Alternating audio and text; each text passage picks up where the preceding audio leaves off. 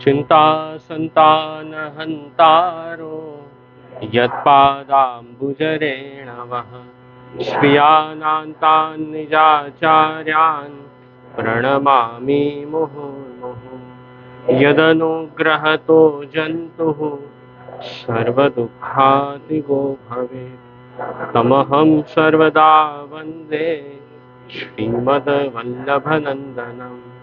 अज्ञानतिमिरान्धस्य ज्ञानाञ्जनशलाकया चक्षुरोन्मीलितं येन तस्मै श्रीगुरवे नमः। नमामि हृदये शेषे नीलाक्षीराब्धिशायिनं लक्ष्मीसहस्रलीलाभिः सेव्यमानं कलानिधिं। चतुर्भिश्च चतुर्भिश्च चतुर्भिश्च त्रिभिस्तथा षड्भिर्विराजते योऽसौ पंचधारदये मम। તો આપણે કુંતી સ્તુતિ શરૂ કરી, જેમાં આપણે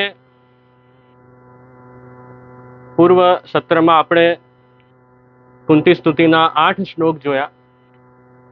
જેમ મેં કીધું કે ભાગવત દશમ સ્કંદના ભાગવત પ્રથમ સ્કંદના 8મા અધ્યાયમાં શ્લોક નંબર 18 થી લઈને 42 સુધી એ કુંતી સ્તુતિ એમાં આવેલી છે. 25 શ્લોક કુંતી સ્તુતિના છે, એમાં આપણે 8 શ્લોક જોયા.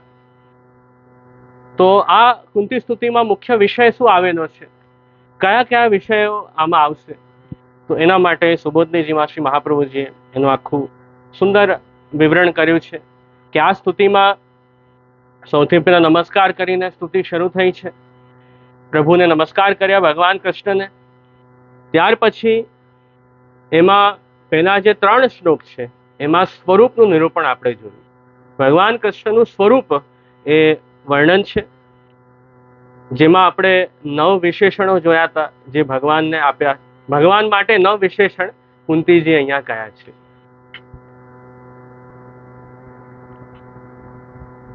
તો આદિપુરુષ એ પ્રથમ વિશેષણ ભગવાન માટે આપ્યું કે ભગવાન જ બધાના મૂળ છે, એ વાત સ્પષ્ટ કરી. એના પછી બીજું વિશેષણ કયું આવ્યું કે ભગવાનને ઈશ્વર કયા, કે બધાનું નિયંત્રણ કરે છે એ ઈશ્વર છે, કર્મનું ફલ આપે છે એ ઈશ્વર છે, અંતર અને બાહ્ય સર્વ ફલ ભગવાન જ આપે છે.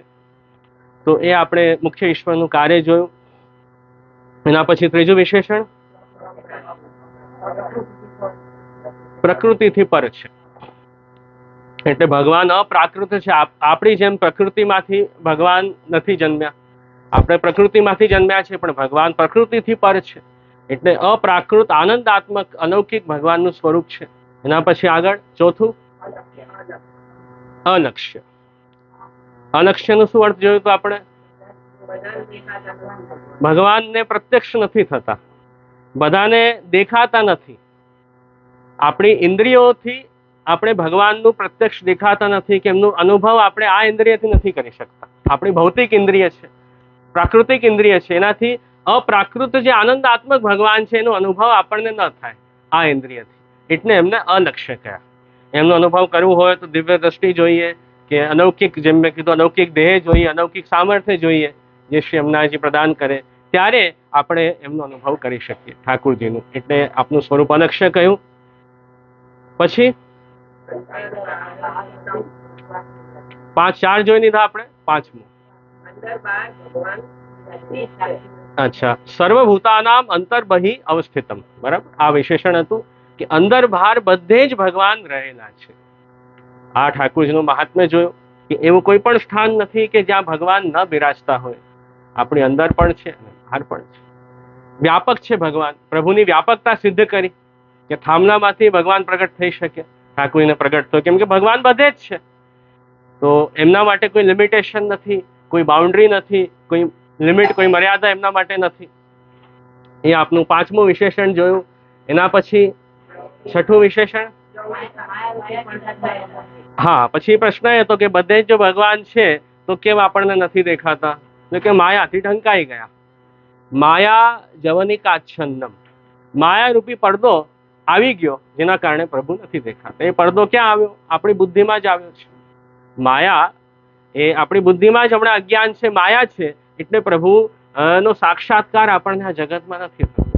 બધે છે ભગવાન પણ છુપાઈ ગયા છે. આપણે ભક્તિ દ્વારા સર્વાત્મ ભાવ સિદ્ધ થાય પછી ઠાકોરજીના સર્વ સ્થાને પછી દર્શન કરી શકે જીવ. પણ જ્યાં સુધી માયા રૂપી અજ્ઞાન અવિદ્યા નિવૃત્ત ન થાય ત્યાં સુધી ભગવાન બધે દેખાતા નથી. એનાથી ઢંકાઈ જાય માયાથી. આ વાત જોઈ. છઠ્ઠું વિશેષણ. સાતમું અધોક્ષજ. ભૌતિક ઇન્દ્રિયથી એમણે આપણે નથી જોઈ શકતા, એ અધોક્ષજ કહેવાય ભગવાનને. સાતમું વિશેષણ. પછી આઠમું અવ્યયમ કે અવિનાશી છે ભગવાન. અવિનાશી છે, એમનો ક્યારે નાશ થતો નથી. એમનું સ્થાન એવો ને એવો જ રહે. કાલથી સમયથી એમનામાં કોઈ પરિવર્તન નથી આવતા. જેમ આપણામાં આવે છે કાલથી પરિવર્તન, એ ભગવાનમાં નથી આવતા. ઠાકોરજી એમને એમ બિરાજે.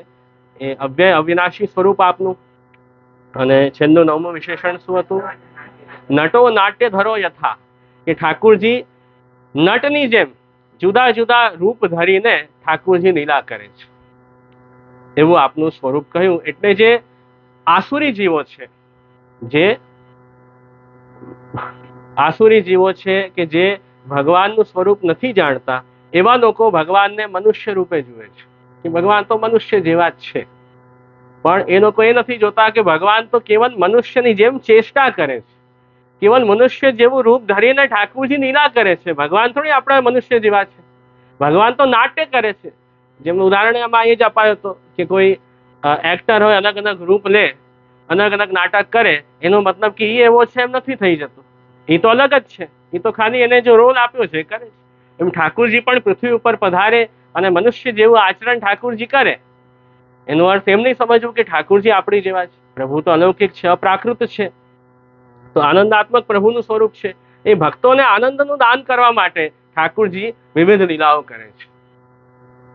તો એ વાત અહીંયા હતી. અને એ તો જે ભક્ત હોય, ભક્ત હૃદય હોય, એ જ પ્રભુની લીલા અને પ્રભુનું સ્વરૂપને માણી શકે, એને એન્જોય કરી શકે પ્રભુની લીલામાં. પણ જે ભક્ત નથી, એ પ્રભુની વિવિધ લીલાઓમાં જે ઠાકોરજી નટો નાટ્ય ધરો યથા, એ નહીં સમજી શકે. એને એનું જ્ઞાન નથી, એટલે એનો અનુભવ ક્યારેય નહીં કરી શકે. તો એ બધી વાત અહીંયા સ્પષ્ટ કરી હતી.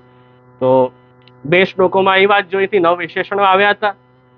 તો ખૂબ સુંદર, બધાને યાદ છે, એ સારી વાત છે.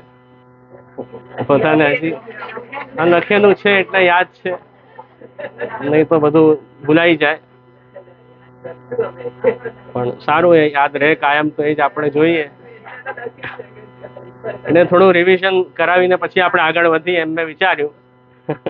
અને પછી 2 શ્લોક એમ હતા જેમાં ભગવત સ્વરૂપનું, 3 શ્લોકમાં સ્વરૂપનું નિરૂપણ, પછી 3જા શ્લોકમાં હતું કે તથા પરમહંસાનામ મુનિનામ અને ભક્તિ યોગ વિધાનાર્થમ કથમ પશ્યેમ હિ સ્ત્રીય, કે ભક્તિનું દાન કરવા, ઠાકોરજી ભક્તિ માર્ગ પ્રગટ કરવા પ્રભુનું પ્રાગટ્ય છે. તો મુખ્ય ભગવાનના પ્રાગટ્યનો હેતુ હતું કે ભક્તિની સ્થાપના કરવા, ભક્તિ માર્ગ સ્થાપિત કરવા ભગવાન કૃષ્ણનું પ્રાગટ્ય થયું. એટલે જે પરમહંસ, જે મુનિજનો છે, એ ભગવાનને પોતાના હૃદયમાં, એ જે ભક્તો છે, મુનિજનો છે, એ એમનો અનુભવ કરી શકે, ભક્તિ દ્વારા એમની સેવાદિ કરી શકે. તો એ મુખ્ય ઠાકોરજીનું પ્રાગટ્યનું આમાં કારણ બતાવ્યું. પછી જે છે ને 3 શ્લોકમાં તો સ્વરૂપનું નિરૂપણ કર્યું. એના પછી ઠાકોરજીના 2 શ્લોકથી આપણે ગુણો જોયા. બરાબર?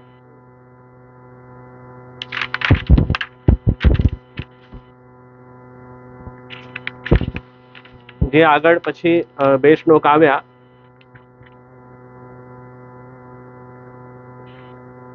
એકવીસ અને 22. બરાબર? 21મો અને 22મો શ્લોક, એમાં ઠાકોરજીના ગુણો જોયા. કૃષ્ણાય વાસુદેવાય દેવકી નંદનાય છે અનંત ગોપકુમારાય ગોવિંદાય નમો નમઃ. એટલે કુંતીજી ભગવાન સાથે જ એમનો સંબંધ છે. હવે ઠાકોરજી આદિ પુરુષ છે અને બધાના મૂળ છે, એ તો વાત સ્પષ્ટ કરી. પણ ભૂતન ઉપર પ્રગટ થયા પછી પ્રભુ સાથેનો શું સંબંધ છે એમનો? કૃષ્ણ અવતારની લીલામાં એ એમણે જુદા જુદા ઠાકોરજીના નામોથી પોતાની નિકટતા ઠાકોરજી સાથે બતાવી કે હું તો આપનાથી બહુ નિકટ છું, આપ તો બહુ અમારા નજીકના લાગો છો. એમ જુદા જુદા નામોથી ક્યારેક કહે છે કે આપ વસુદેવજીના પુત્ર છો, ક્યારેક દેવકીજીના પુત્ર છો, ક્યારેક નંદરાયજીના પુત્ર છો, આપ ગોવિંદ છો, બધાના રક્ષક છો, બધાના રાજા છો, બ્રજ ભક્તોના, ગાયો ગોપ ગોપી ગ્વાલના, એવા આપને નમસ્કાર કરીએ. તો જુદા જુદા નામોથી પ્રભુના ગુણો પ્રગટ કર્યા. પછી આગળ જેમ આપણે જોયું કે કમન સાથે પ્રભુની સરખામણી કરી 22મા શ્લોકમાં, કે ઠાકોરજીનું ચરણારવિંદ, ઠાકોરજીના નેત્ર અને ઠાકોરજીએ કમળની માળા ધારણ કરી. શું હતું? 4 મુખ્ય વાત હતી ને કમળ સાથે. કઈ હતી? એક તો જેમના નાભીમાંથી કમલ પ્રગટ થયો એવા ઠાકોરજી, તો પંકજ નાભાય. બીજું પંકજ માલીને, જેમણે કમળની સુંદર માળા ધારણ કરી એ ઠાકોરજી. પંકજ નેત્રાય, કમળ સમાન જેમના નેત્ર સુંદર છે એ ઠાકોરજી. પંકજાંગ રહે, એટલે ઠાકોરના ચરણારવિંદ પણ કમળની જેમ સુંદર છે એ વાત જોઈ. તો આ 4 પ્રભુના 4 શ્રીઅંગને કમળ સાથે સરખાવ્યા. તો એમાં આ વાત સમજાવી મુખ્ય, કે જગતના કારણભૂત ભગવાન છે એ વાત પંકજ નાભાએથી સમજાવી, કે નાભી કમળથી પ્રગટ થયો એટલે જગતના કારણ છે. અને જેમણે કમળની માળા ધારણ કરી છે એ વાત બતાવી. એનાથી શું બતાવ્યું? કે ઠાકોરજી લક્ષ્મીજીના પતિ છે, કે લક્ષ્મીજીએ ઠાકોરજીને વર્યા અને કમળની માળા ધરાવી. લક્ષ્મીપતિ છે ભગવાને સ્પષ્ટ કર્યું. પંકજ સમાન નેત્ર છે એટલે કૃપા નેત્રથી ઠાકોરજી કરે. તો કૃપાનું આશ્રય ઠાકોરજી નેત્ર છે. નેત્ર કમલથી કૃપા પ્રગટ થાય, એટલે એવા સુંદર કમળ સમાન નેત્ર જે ભક્તો ઉપર હંમેશા કૃપા વૃષ્ટિ કરે અને ભક્તોને પોતાના વશમાં કરે એ વાત બતાવી. અને ઠાકોરજીના ચરણ કમલ પણ એવા સુંદર કમળ સમાન. તો એ ગુણો ઠાકોરજીના જોયા. પછી આગળ આપણે 23 આગળ ભગવત પછી આગળના 3 શ્લોકોમાં ભગવત લીલા બતાવી, કે ઠાકોરજી કેવી કૃપા કરી અમારા ઉપર. કુંતીજીએ સ્તુતિ કરી કે ઠાકોરજીએ જે છે દરેક જીવનની પરિસ્થિતિમાં એ ભગવાને જ અમારી રક્ષા કરી, અને પ્રભુ જ અમને બચાવવા માટે હંમેશા હાજર રહ્યા. જાણે બધી જવાબદારી ઠાકોરજી અમારી ભગવાને ન ઉપાડી દીધી હોય, બધી જવાબદારી ઠાકોરજી જ અમારી ઉપાડી દીધી. એવી કૃપા ઠાકોરજી કરી. એમ કુંતીજીએ કહ્યું. એક એમાં પરિસ્થિતિઓ ગણાવી એ શ્લોકમાં, કે જ્યારે વિષ આપ્યું પાંડવોને, એ વિષ આપીને મારવાનો પ્રયત્ન કર્યો કૌરવોને, ત્યારે આપે બચાવ્યું. પછી નાક્ષાગ્રહમાં અગ્નિ લગાડી ત્યારે આપે બચાવ્યું નાક્ષાગ્રહની આગથી. એના પછી દ્રૌપદીજીની પણ ઠાકોરજીએ એમની લાજની પણ ઠાકોરજીએ રક્ષા કરી એ વાત બતાવી. પછી વનવાસ સમયે પણ ઠાકોરજીએ રક્ષા કરી. વનવાસ સમયે દુર્વાસાજી જે પધાર્યા હતા ભોજન માટે, અને એ આખી કથા તો મેં બતાવી હતી લાસ્ટ ટાઈમ, એટલે રિપીટ નથી કરતો.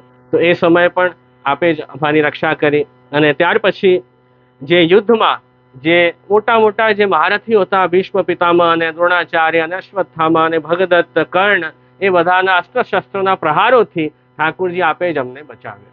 નહીં તો અમારી શક્તિ સામર્થ્ય એટલી હતી નહીં કે અમે એ લોકોથી યુદ્ધમાં જીતી શકીએ. પણ આપ સાથે હતા, આપનો આશ્રય હતો, એટલે અમને જરાય વાંધો ન આવ્યો. અને છેલ્લે આખું યુદ્ધ પતી ગયું ત્યાર પછી અશ્વત્થામાએ બ્રહ્માસ્ત્ર છોડ્યો પાંડવો પર. એ પણ પ્રસંગ આવે છે કે પરીક્ષિત રાજાને મારવાનો પ્રયત્ન કર્યો. પરીક્ષિત રાજા તો એમની માતા ઉત્તરાના ગર્ભમાં હતા, તો એમનું ગર્ભ નષ્ટ કરવા એમના ઉપર બ્રહ્માસ્ત્ર છોડ્યો. ઠાકોરજીએ એ સમયે એ ગર્ભમાં પરીક્ષિત રાજાને દર્શન આપ્યા, અને એ જે બ્રહ્માસ્ત્ર ઠાકોરજીએ નષ્ટ કર્યો, અને એ સમયે રક્ષા કરી. પછી એકની બે વાર અશ્વત્થામાએ બ્રહ્માસ્ત્ર છોડ્યા છે પાંડવો પર. એક આ છે પરીક્ષિત રાજા પર, અને પાછું જ્યારે દ્રૌપદીના 5 બધા પુત્રો એ સૂઈ ગયા હતા રાતે, તો રાતના સમયે પણ બધાને જે અશ્વત્થામા હતા બધાને મારીને જતા રહ્યા. એ યુદ્ધમાં હારી ગયા હતા કૌરવો, તો એનું વેર વાળવા અશ્વત્થામા દ્રૌપદીના બધા પુત્રોને મારીને જતા રહ્યા. એટલે અર્જુને પ્રતિજ્ઞા લીધી કે હું તો હવે અશ્વત્થામાને પકડીને લાવીશ અને એને છોડીશ નહીં, એમ કરીને એમના પાછળ ગયા. પણ ત્યાં પાછું અશ્વત્થામાએ અર્જુન ઉપર બ્રહ્માસ્ત્ર છોડ્યું. તો ત્યારે પણ ભક્ત અર્જુને ભગવાનની સ્તુતિ કરી, અને ત્યારે ઠાકોરજી એમની બ્રહ્માસ્ત્રથી રક્ષા કરી. તો એ અર્જુન સ્તુતિ અલગ છે, એ આપણે કોઈક દિવસ પાછું ક્યારેક લેશું અર્જુન સ્તુતિ, તો જેનાથી ઠાકોરજી એમની બ્રહ્માસ્ત્રથી રક્ષા કરી. તો એ પણ પ્રસંગ છે. તો આવું બ્રહ્માસ્ત્ર અસ્ત્ર કે જે ક્યારે પણ ફેલ ન થાય, એ અસ્ત્ર એવું છે ને કે જે ક્યારે નિષ્ફળ થાય જ નહીં, એ અસ્ત્રથી પણ ભગવાન સિવાય બીજું કોઈ ન બચાવી શકે. તો ઠાકોરજી બચાવ્યા કે નહીં? તો એ કુંતીજીએ દરેક પરિસ્થિતિ ગણાવી કે આમ આપે અમારી તો આવી કઠિનથી કઠિન પરિસ્થિતિમાં આપે અમારી રક્ષા કરી. એટલે છેલ્લે એમણે કર્યું કે હું તો દુઃખથી હવે ડરતી નથી, એટલે હવે ભલે જીવનમાં દુઃખ આવ્યા કરે ડગને અને પગને, હું જ્યાં જાઉં ત્યાં ભલે મારા માથે દુઃખ આવે વાંધો નહીં, પણ એ દુઃખમાં જો આપના દર્શન થતા હોય અને આપનું જો સ્મરણ વધારે થતું હોય તો એ દુઃખ પણ મારા માટે સારું છે. એમ કુંતીજીએ ઠાકોરજીને વિનંતી કરી, કેમ કે પ્રભુના જે દર્શન છે એ પુનર્જન્મને મટાવી દે છે. ઠાકોરજીના જે દર્શન કરે ભક્ત એને પછી પુનર્જન્મ થતું નથી, એ જીવ મુક્ત થઈ જાય છે. તો એવું ભગવત દર્શનનું મહાત્મ્ય.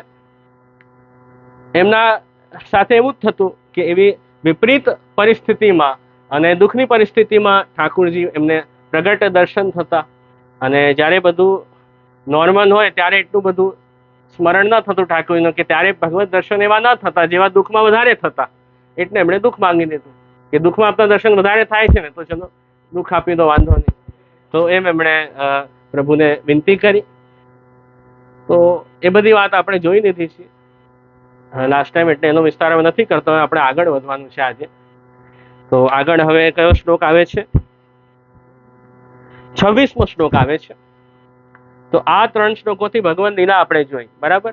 ભગવત સ્વરૂપ ના 3 શ્લોક, ભગવત ગુણના 2 શ્લોક, અને પછી ભગવત લીલાના 3 શ્લોક. એમાં આપણે 8 શ્લોક જોયા. હવે જે આગળ જે 4 શ્લોક આવે છે ને, પ્રથમ સ્કંદ 8મો અધ્યાય 26, 27, 28 અને 29, એ જે 4 શ્લોક છે એમાં એ વર્ણન છે કે ભગવાન જે દુષ્ટ જનો છે ને, દુષ્ટ લોકો, જે આસુરી લોકો છે, જે દુષ્ટ લોકો છે, એ લોકો ભગવાનને જાણી નથી શકતા. તો ભગવાનનું સ્વરૂપ કેવું છે? દુષ્ટ દુર્ગેય. દુષ્ટ દુર્ગેય. દુષ્ટ લોકો ભગવાનને ઓળખી નથી શકતા, ભગવાનને જાણી નથી શકતા. તો દુષ્ટ દુર્ગેયત્વનું નિરૂપણ 4 શ્લોકોમાં છે. તો વિષય ખબર હોવો જોઈએ ને, જે વિષય આગળ આવે છે. મહાપ્રભુજી સુબોધનીજીમાં દરેક શ્લોકના એ વિષય પેલા સ્પષ્ટ કર્યા, કે તમે આખું ભણી જાઓ, વાંચી જાઓ, પણ શું વિષયમાં આવ્યું એ જ ખબર ન પડે તો કામનું નહીં. કોઈ પણ તમે પુસ્તકે વાંચો તો એના ઇન્ડેક્સ તમે ઉપાડો કે નહીં, કે આમાં કયા કયા ટોપિક આવવાના છે. તો મહાપ્રભુજી ભાગવતના દરેક વિષય એમ છાંટીને આપ્યા છે, વિષય વાઇઝ બધું ડિવાઈડ કરીને આપણને આપ્યું છે, કે આપણે સરળતાથી સમજી શકીએ, નહીં તો ન સમજાય.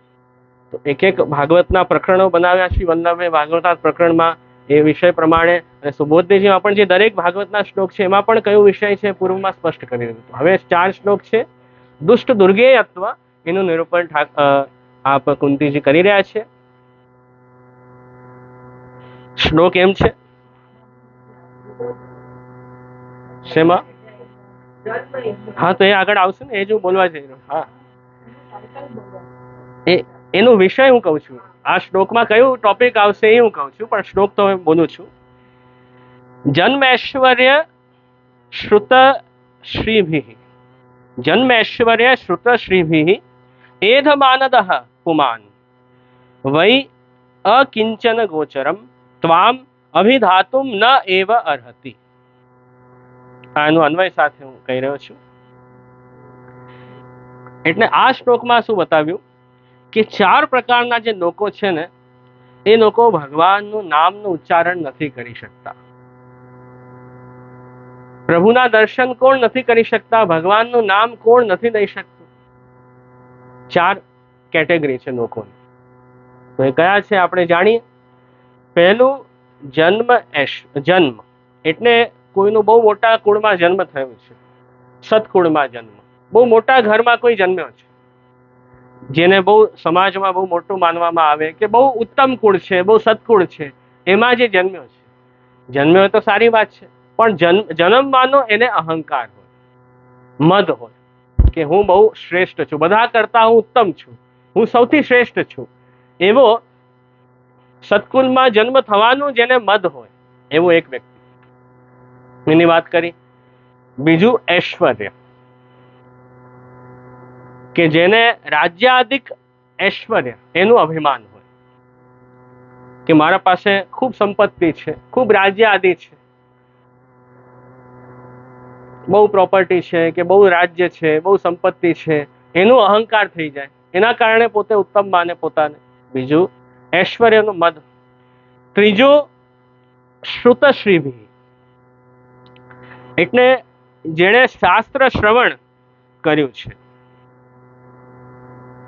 જેણે મેં બધા શાસ્ત્રનું અધ્યયન કર્યું છે, ખૂબ ભણ્યો છે વ્યક્તિ, અને શાસ્ત્ર ભણ્યો છે એનો અભિમાન, એનો મદ કે હું બહુ જાણું છું, હું બધા શાસ્ત્ર જાણું છું, વિદ્યાનો મદ, શાસ્ત્ર શ્રવણનો મદ, અહંકાર, એ ત્રીજી વાત કરી.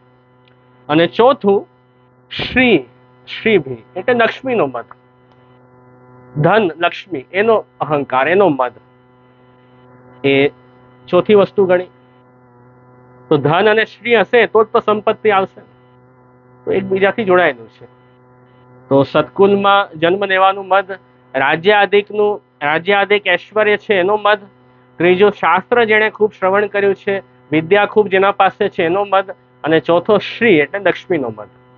એ ચાર પ્રકારના મદ અહંકાર જે વ્યક્તિને છે એવા વ્યક્તિને ભગવાન પ્રત્યક્ષ નથી થતા, એવા જીવ ભગવાનના નામોનું ઉચ્ચારણ નથી કરી શકતા.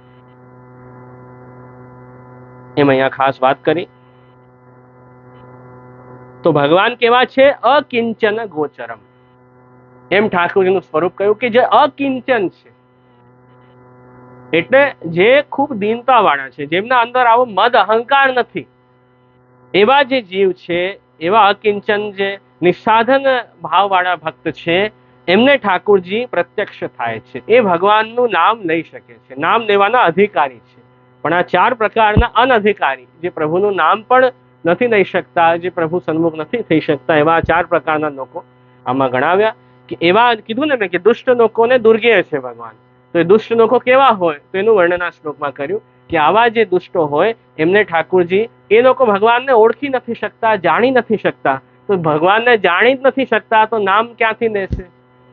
પ્રભુનું સ્વરૂપ જેને ખબર હોય, જેને મહાત્મ્ય હોય ઠાકોરજીનું, એ તો નામ લેશે ને ઠાકોરજીનું. જે જાણતો જ નથી ભગવાનનું નામ એ કેમ લેશે? તો એ વાત અહીંયા કરી. હવે કોઈ પૂર્વ પક્ષ કરે કે એમાં શું થયું, નામ લઈને તો એને ફાયદો જ થશે ને. આવો દુષ્ટ લોકો, આવા બહુ અભિમાન જેને છે, આવા જે દુષ્ટો આમાં ગણાવ્યા, એ પણ જો ભગવાનનું નામ લઈને તો એનું સારું થવું જોઈએ ને, એનો ઉદ્ધાર થવું જોઈએ કે નહીં? એ વાત તો સાચી. ભગવત નામ તો પતિતથી પતિત જનનો પણ ઉદ્ધાર કરે છે ભગવત નામ. તો હા, તો અહીંયા એ જ કહ્યું ને કે એવા વ્યક્તિ જે છે એ પ્રભુના નામ નથી લેતા, કે નામ ઉચ્ચારણ પણ નથી કરી શકતા, એમ કહ્યું. તો પ્રશ્ન એ આવે છે કે આવા લોકો, ધારો કે આપણે માની લઈએ કે આવો વ્યક્તિ નામ પણ લે ભગવાન, તો એ નામ લેશે તો એને કઈ ફાયદો નહીં થાય વધારે, એમ કહી રહ્યા છે. ચલો પરાણે કોઈએ નામ લેવાય પણ ગયું, પણ હજી એના મનમાં એ દુષ્ટ ભાવ છે, તો શું થશે? તો એને ફલિત નહીં થાય નામ. આવું જે મદ અહંકાર વાળો વ્યક્તિ છે એને નામ ક્યાંથી ફલિત થવાનું, એમ કહી રહ્યા છે. એ તો મદમાં ફરે છે, એ તો અહંકારમાં ફરે છે, એટલે પહેલી વાત તો નામ લેશે જ નહીં, બીજું નામ નહીં પણ નહીં લીધું તો એને ફલિત નહીં થાય. એમ અહીંયા વાત સ્પષ્ટ કરી. જેમ અહીંયા એક ઉદાહરણ આપ્યું, આમાં દાખલો શું આપ્યો કે આપણે જોઈએ કે ભાત, ઓદન, ભાત એમ તો બહુ સારા છે, પણ એ જ ભાતનો પ્રયોગ જો દારૂને બનાવવા માટે કરે તો એ ભાત જે છે એ હતા તો બહુ સારા, પણ હવે થઈ ગયા કેવા? એને સડાવે કે જે પણ કરે એનાથી એને દારૂ બનાવે, એ દારૂમાં એ ભાત જતા રહે. તો હવે કોઈ એ ભાતના ગુણ ગાય કે ના ભાત તો બહુ સારા અને એ તો બહુ ફાયદા કરે, તો ખાવા જોઈએ, પણ એનું આખું રૂપ બદલાઈ ગયું, તો એ ભાત શું કામના? તો એ કામના નહીં ને, તો નિષિદ્ધ થઈ જશે, એ પાપ આચરણ થશે લેવાથી. એમ અહીંયા કહ્યું. એ જ રીતે અહીંયા બતાવી રહ્યા છે કે ચલો જીવ તો બધા ભગવદ અંશ જ છે, બધા પ્રભુના અંશ છે, એમ જીવ છે, પણ એના અંદર એ દુષ્ટતા આવી કે નહીં? જીવાહ સ્વભાવતો દુષ્ટાહ, એમ શ્રી મહાપ્રભુજી કહ્યું કે સ્વભાવથી જીવ દુષ્ટ છે, સ્વરૂપથી તો ભગવદ અંશ છે, એમાં દુષ્ટતા નથી, પણ સ્વભાવથી એ જીવ દુષ્ટ થયો છે. માયાના કારણે, અજ્ઞાનના કારણે, અહંકારના કારણે એ જીવમાં દુષ્ટતા આવી છે. તો જ્યાં એ જીવ શુદ્ધ હતો એ શુદ્ધ રહેવાની જગ્યા હવે દુષ્ટ થઈ ગયો, બરાબર? તો એના કારણે સ્વરૂપનું અજ્ઞાન થઈ ગયું, એને એના કારણે દુષ્ટ થયો. જેથી એ નામ ઉચ્ચારણ કરવાનો અધિકારી પણ રહ્યો નથી એમ કહ્યું. જેમ ભાતનો દાખલો આપો ને, જીવ અને ભાત એમ સરખાવો કે ભાત તો સારા હતા પણ એનાથી દારૂ બની ગઈ તો એ ભાત ગ્રાહ્ય નથી રહ્યા. એમ એ જીવ પણ એમ સારો હતો, પ્રભુનો અંશ હતો, પણ એમાં દુષ્ટ બનવાના કારણે એ જીવ હવે નામ ઉચ્ચારણ કરવાનો પણ અધિકારી નથી રહ્યો, એવો એ દુષ્ટ થઈ ગયો. તો નામ ઉચ્ચારણ કરવાની યોગ્યતા એ જીવમાં નથી, આવા જીવ માટે એમ કહી રહ્યા છે.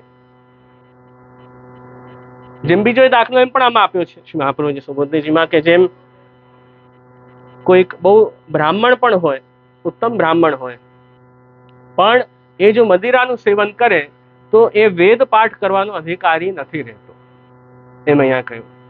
છે તો બ્રાહ્મણ, છે તો બહુ સારો, તો બ્રાહ્મણ હોય, બધું એને દીક્ષા આદિ લીધી હોય તો વેદ પાઠ કરી શકે, જનોઈ આદિ લીધી હોય તો. પણ આવું દુષ્ટ આચરણ કોઈ કરતો હોય, જે ના પાડી છે, નિષિદ્ધ છે શાસ્ત્રમાં, એ કાર્ય કોઈ કરતો હોય તો એને પછી ના પાડી છે કે વેદ પાઠનો અધિકારી નહીં રહી જાય. હવે એ પાઠ કરી પણ દેશે વેદનું તો પણ એને કોઈ ફલ પ્રાપ્ત નહીં થાય, એને એવું નિષિદ્ધ આચરણ છોડવું પડશે. એ દુષ્ટ આચરણથી એને કઈ ફલિત થવાનું નથી, એમ અહીંયા સમજાવ્યું. એમ એવો જે દુષ્ટ વ્યક્તિ છે એને ભગવત નામ પણ ફલિત થતું નથી. કેમ? કેમ કે આપણે ભગવત નામ જ્યારે લઈએ છીએ ને ત્યારે શું થાય છે કે ભગવાન નામ ઉચ્ચારણ કરવાથી આપણા હૃદયમાં પ્રવેશ કરે છે. આપણે પ્રભુનું નામ લઈએ, ભગવત શ્રવણ કરીએ, એનાથી શું થાય? ભગવાન હૃદયમાં પ્રવેશ કરે છે. અને જ્યારે આવો દુષ્ટ વ્યક્તિ હશે એના હૃદયમાં તો ભગવાન પ્રવેશ કરશે જ નહીં. આવો જે અજ્ઞાની કે આવો જે અહંકારી, જે આમાં 4 પ્રકારના અહંકારી વ્યક્તિ બતાવ્યા, એ વ્યક્તિના હૃદયમાં ઠાકોરજી પ્રવેશ નહીં કરે. એટલે એવા વ્યક્તિને ક્યારેય ભગવત સાનિધ્ય થશે નહીં. ભગવાન હૃદયમાં જ પ્રવેશ નહીં કરે તો પછી એને કઈ ફાયદો થયો નહીં, એને પછી કઈ નામ ઉચ્ચારણ દેવાનો અધિકારી કેવી રીતે રહ્યો? એટલે એને આ બધા દોષોથી દૂર થવું પડશે. દોષોથી દૂર થશે એ વ્યક્તિ ત્યારે એ શુદ્ધ થશે, એમ અહીંયા કહ્યું. એટલે આવો દુષ્ટ જીવ ને અનઅધિકારી બતાવ્યું છે ભગવત નામ લેવાનો, અને એ ભગવત નામ લેતો જ નથી, અને એનાથી એ કેમ કે પ્રભુનું સ્વરૂપ એ જાણતો નથી. તો 4 પ્રકારના દુષ્ટોનું વર્ણન આ શ્લોકમાં કર્યું કે એમને ક્યારે હૃદયમાં ભગવાન પ્રવેશ કરતા નથી.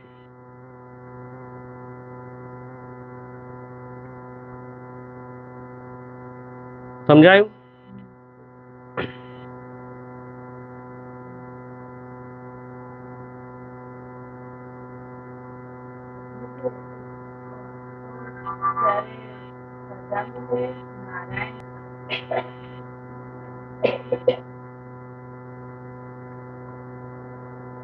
તો જો ઠાકોરજીને ઉદ્ધાર કરવું હોય તો ઠાકોરજી સૌથી પહેલા આ બધા દોષો બહાર કાઢે જીવમાંથી, પછી ઠાકોરજી જીવને એનો ઉદ્ધાર કરે.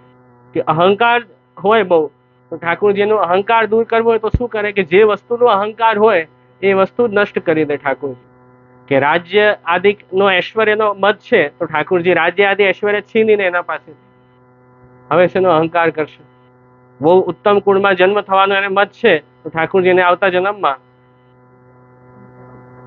એવા જગ્યાએ જન્મ આપે જે ઉત્તમ ન હોય કુળ, ત્યાં જન્મ આપી દે. ને બહુ શાસ્ત્ર શ્રવણનો એને મત હોય તો ઠાકોરજી એને, બહુ વિદ્યાનો મત હોય ઠાકોરજી મૂરખ બનાવી દે, બધું એને ભૂલાવી દે, એવું કરી શકે. બહુ શ્રીનો લક્ષ્મીનો મત હોય તો લક્ષ્મી જ છીનીને એના પાસેથી ભગવાન, બરાબર. તો જો ઠાકોરજીનો ઉદ્ધાર કરવો હોય, એનો આવો બધો દોષ ઠાકોરજીને કાઢવો હોય, જો આપણા અંદર બહુ તકલીફ હોય, બધું વોમિટ કરી દઈએ તો બધું બહાર આવીને નીકળી જાય કે નહીં, એમ અંદર ભરાયેલો દોષ જો ભગવાનને જો એ કાઢવો હોય બહાર, તો ઠાકોરજી કઈ ને કઈ એવી લીલા કરીને એનો દોષ દૂર કરી શકે છે. જો પ્રભુને એનો સ્વીકાર કરવો હોય, એનો ઉદ્ધાર કરવો હોય. હા, ઘણા પ્રસંગોમાં આપણે જોયું છે કે અહંકાર આદિ પણ દોષો ઠાકોરજીએ દૂર કર્યા જ છે. જે એક વૈષ્ણવની વાર્તામાં આવે છે, રામદાસ સારસ્વત, એમને બહુ મદ હતો કે મારી પાસે બહુ ધન છે અને ખૂબ સેવા પણ ખૂબ વૈભવથી કરતા, ધનથી ખૂબ સેવા કરતા, બહુ અપરસ રાખતા. તો એનો એમને થોડોક અહંકાર હતો કે મારી જેવી અપરસ બીજા વૈષ્ણવ નથી રાખી શકતા, કે હું જેમ વૈભવથી સેવા કરું છું એમ બીજા નથી કરી શકતા. ખૂબ દ્રવ્ય હતું. તો ઠાકોરજી નહોતું ગમતું કે આવું મારો ભક્તને આનો અહંકાર કેવું, એટલે ઠાકોરજી ધીરે ધીરે એમનું ધન જે છે એ નષ્ટ કરાવ્યું. ધન એવું નષ્ટ થયું કે એક સમયે બહુ મોટા શેઠ કહેવાતા અને થોડા સમયમાં એવું ધન નષ્ટ થયું કે એમને બહાર નોકરી કરવા જવું પડ્યું. એ સ્થિતિ આવી અને સ્થિતિ એમ થઈ કે એમના માટે બહુ કરજો ચડી ગયો એમના માથે, એટલો દેવો અને ઉધાર ચડી ગયો માથે. એક સમયમાં એવા મોટા શેઠ હતા અને એક પરિસ્થિતિ એવી આવી જીવનમાં કે માથે ખૂબ ઉધાર ચડ્યો, પણ એમણે પ્રભુનો આશ્રય ન છોડ્યો અને ભગવત સેવા પ્રભુ સન્મુખ રહ્યા, ભગવત આશ્રય ન છોડ્યો તો છેલ્લે ઠાકોરજી જ એમના ઉપર દયા આવી અને પ્રભુએ એ રામદાસનું રૂપ લઈને, જેનો જે બનિયાનો ઉધાર હતો, ઠાકોરજીએ રામદાસનું રૂપ લઈને એના પાસે પધાર્યા, એના બધા પૈસા ચૂકતા કર્યા અને ઠાકોરજીએ સહી પણ રામદાસને કરીને આપ પધાર્યા. એટલે રામદાસ પાછા એ બનિયા પાસે જતા હતા તો જોયું, નજર બચાવીને જતા હતા કે આ પાછું પૈસા માંગશે. તો એમણે બોલાવ્યા અને કીધું કે તમે તો પૈસા આપી દીધા, કેમ મારાથી ડરો છો, કેમ વાત નથી કરતા? ત્યારે એમણે જોયું કે આ તો પ્રભુના હસ્તાક્ષર, ઠાકોરજીએ જ આ કર્યું હશે. ત્યારે એમને થયું કે જો હું જે વાતનો એટલો અહંકાર રાખતો હતો એ અહંકાર તો બધું મટી ગયું, ઉપરથી ઠાકોરજી આ સંકટમાંથી બહાર કાઢ્યા. ઠાકોરજીની ઈચ્છા એવી હોય તો એવું એ થાય, એમાં કઈ આપણા હાથમાં નથી.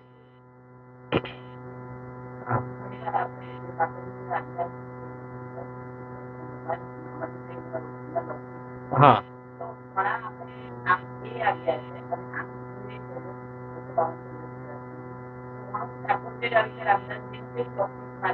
હા મનુ હા હા તો આપણે આ જોયું 26મો શ્લોક જોયો. તો ભગવાન માટે અહીંયા શું કહ્યું? અકિંચન ગોચરમ. ઠાકોરનું સ્વરૂપ કેવું છે કે જે આવા નિસ્સાધન ભક્તો છે, દીનતાવાળા જે ભક્તો છે, એમને ઠાકોરજી પ્રત્યક્ષ દર્શન આપે છે. અને એવા જે 4 પ્રકારના જે દુષ્ટ જીવ કયા, અહંકાર વાળા, એમને ઠાકોરજી દર્શન નથી આપતા, એટલે એ ભગવાનનું નામ ઉચ્ચારણ નથી કરી શકતા. એ વાત કરી. તો હવે જે અકિંચન જે દીનતાવાળા ભક્ત છે એમની વાત અહીંયા 27મા શ્લોકમાં કરી રહ્યા છે. નમો અકિંચન વિત્તાય નિવૃત્ત ગુણવૃત્તયે આત્મા રામાય શાંતાય કૈવલ્ય પતયે નમઃ. 27મો શ્લોક ભગવાનને નમસ્કાર કર્યા. ઠાકોરજીનું સુંદર સ્વરૂપ છે કે નમો અકિંચન વિત્તાય. ભગવાન કેવા છે? અકિંચન. અહીંયા કોઈ ધનના અર્થમાં નિષ્કિંચન કે અકિંચન નથી કહી રહ્યા કે જેના પાસે ધન ઓછું છે એ અકિંચન, એમને ભગવાન મળી જાય જલ્દી, એવો અર્થ નથી. અકિંચન નો અર્થ કર્યું નિસ્સાધન ભક્ત, કે જેમને પોતાના સાધન બળનો અભિમાન નથી કે હું આટલા સાધન કરીને ભગવાન સુધી પહોંચી જઈશ, કે હું આટલા સાધન કરી શકું છું, એવું સાધન બળનો અહંકાર નથી. એવા નિસ્સાધન જે ભક્ત છે દીનતાવાળા, એમને અહીંયા અકિંચન કહ્યા છે. એમને નિષ્કિંચન કે અકિંચન કહ્યા છે. તો આના 2 અર્થ કર્યા અકિંચન વિત્તાયના. અકિંચના વિત્તમ યસ્ય. સમાસ આપણે વિગ્રહ કરીએ ને સંસ્કૃતમાં, કોઈ પણ શબ્દ હોય એનો અર્થ સમજવા માટે સમાસ વિગ્રહ કરવો પડે. તો સમાસ વિગ્રહ કેવી રીતે કર્યું? અકિંચના વિત્તમ યસ્ય. એટલે જે આવા જે અકિંચન ભક્ત છે, આવા જે દીનતાવાળા ભક્ત છે, એ જ જેમનું ધન છે એવા ભગવાન. કેવા ભગવાન છે? કે આવા જે નિસ્સાધન, આવા જે દીનતાવાળા ભક્ત છે, અકિંચન ભક્ત છે, એ જેમનું ધન છે. જેમનું એટલે કોણ? ભગવાન. આવા ભક્તો જ જેમનું ધન છે, આવા ભક્તોને જે પોતાનું સર્વસ્વ ધન માને છે, એવા ભગવાન કૃષ્ણ. ભક્ત, ભગવાન પણ ભક્તમાં બહુ સારો ભાવ રાખે છે કે આ જે ભક્ત છે, આવા દીનતાવાળા ભક્ત, એ તો મારા માટે ધનરૂપ છે, મારું સર્વસ્વ ભક્ત છે, આ ભક્ત મારું બધું જ છે. એમ ઠાકોરજી ભક્તમાં એવો ભાવ રાખે છે. અકિંચન વિત્તાય. એક અર્થ આ કર્યો અકિંચના વિત્તમ યસ્ય.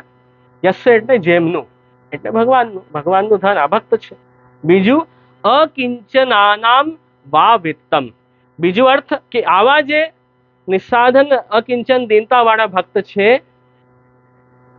એમના ધન ભગવાન કૃષ્ણ છે. બરાબર? આવા નિસ્સાધન દીનતાવાળા જે ભક્ત છે, એમના સર્વસ્વ અરસપરસ, એમના સર્વસ્વ કોણ છે? એમના માટે ધન અર્થ શું છે? ભગવાન. તો એ અકિંચન મિતતા એના બે રીતે, એક ભગવત પરક અર્થ કર્યો અને એક ભક્ત પરક અર્થ કર્યો. તો સમાસ વિગ્રહ કરીને એને છૂટો પાડ્યો. તો એના બે અર્થ થાય, અકિંચના વિત્તમ યસ્ય અકિંચનાનામ વા વિત્તમ. અકિંચ ભક્તોના જે ધન છે એવા ભગવાન કૃષ્ણ. તો ભક્ત માટે સર્વસ્વ બધું જ ભગવાન છે.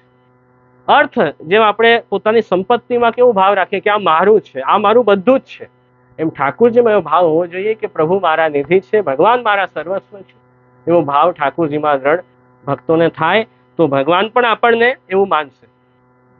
આપણે ભગવાનને આપણા સર્વસ્વ માનશું, આપણું બધું જ માનશું, તો ઠાકુરજી પણ એ ભક્તને પોતાનું બધું માનશે, પોતાનું ધનરૂપ માનશે. જેવો ભાવ આપણે ભગવાનમાં રાખશું, ઠાકોરજી પણ આપણે એવો જ ભાવ રાખશે. જે યથા મામ પ્રપદ્યન્તે તામ તથૈવ ભજામ્ય. આ વાત સ્પષ્ટ કરી. અને હજી સુંદર શ્રી મહાપ્રભુજી આમ આજ્ઞા કરી સુબોધનીજીમાં કે વિત્તમ હૃદિ બહિરપી તિષ્ઠતિ વિત્તવતામ. કે જે ધન વાળો વ્યક્તિ હોય, જેના પાસે વિત્ત હોય, એ શું કરે? અંદર બહાર એને ધનની ચિંતા હોય, ધનનું ચિંતન હોય, મનમાં ધનનું ચિંતન કરે, અને બહાર પણ એની ક્રિયાઓ પણ બધી ધનથી જોડાયેલી હોય. એવો હોય ને જે ધનિક વ્યક્તિ હોય, એની અંદર ને બહાર કાયમ ધનનું ચિંતન ચાલતું હોય. એમ દાખલો આપ્યો, તથા તેષુ ભગવાન ભગવતી ચ તે. એ જ રીતે આપણે સમજવું કે ભગવાન જે છે પોતાના હૃદયમાં હંમેશા ભક્તોનું ચિંતન કરે. ઠાકુરજી પોતાના હૃદયમાં ભક્તોનું સ્મરણ કરે કે આ મારું ભક્ત છે, એનું ઠાકુરજી કેવી રીતે એનું ધ્યાન રાખવું, કેવી રીતે એના ઉપર વિશેષ કૃપા કરવું, કેવી રીતે ભક્તને વધારે સેવાનો અવસર આપવું, કેવી રીતે એને દર્શન આપવું, કઈ રીતે ભક્ત મારી ભક્તિ, મારું સ્મરણ, મારી કથા કેવી રીતે ભક્ત વધારે સાંભળી શકે. તો ઠાકુરજી એ રીતે ભક્તનું ચિંતન કરે છે, ભક્તનું ઠાકુરજી યાદ કરે છે હૃદયમાં, એમ કહ્યું. અને અંદર બહાર ઠાકુરજી એ ભક્તને યાદ કરે, એમ એ જ રીતે ભક્ત પણ સદા ભગવાનનું ચિંતન કરે. ભક્તની પણ અંદર બહાર બધી ક્રિયા જે છે એ ભગવત સંબંધી ક્રિયાઓ હોય, પ્રભુથી જોડાયેલી બધી ક્રિયાઓ હોય ભક્તની. સવારે જાગે એ પણ પ્રભુને જગાડવા છે એટલે જાગું છું, ને નહાવું છું. ભોજન પણ એ માટે કરે, પ્રસાદ પણ એટલે ને કે શરીરમાં સ્ફૂર્તિ રહે, તો સેવામાં સરખી રીતે હાજર થઈ શકું. બહાર નોકરી ધંધો પણ એટલા માટે કરે કે પ્રભુની ભક્તિ સરખી રીતે થાય, એમાં કોઈ તકલીફ ના આવે, પ્રભુને સુંદર રીતે હું લાડ લડાવી શકું, એટલે બીજા કામકાજે ચાલે છે. ઊંઘ પણ એટલે જ લે છે ભક્ત કે સરખું ઊંઘ હશે તો માથું નહીં દુખે બીજા દિવસે, તો સેવા વ્યવસ્થિત થશે. તો જીવનની અંદર બહાર ને બધી ક્રિયાકલાપ જે છે પ્રભુથી જોડાયેલા છે કે નહીં ભક્તના. એમ અહીંયા ભક્ત હંમેશા ભગવાનનું ચિંતન કરે અને ભગવાન હંમેશા ભક્તનું ચિંતન કરે. જેમ પેલા ધનિક માણસનું એક્ઝામ્પલ આપ્યું ને, ધનિક, જેમ ધનિક વ્યક્તિ ધનનું અંદર બહાર ચિંતન કરતો રહે, એમ ભક્ત અને ભગવાન પરસ્પર એકબીજાનું ચિંતન કરે. બહુ સરસ શ્રી મહાપ્રભુજીએ સુબોધનીજીમાં એક સમજાવવાની જે આપણે એ જોઈએ ને પદ્ધતિ, તો એકદમ દાખલા સાથે અને એટલી સરળ ભાષામાં આપણે સમજાવ્યું છે કે તરત આપણને એ વાત બેસી જાય.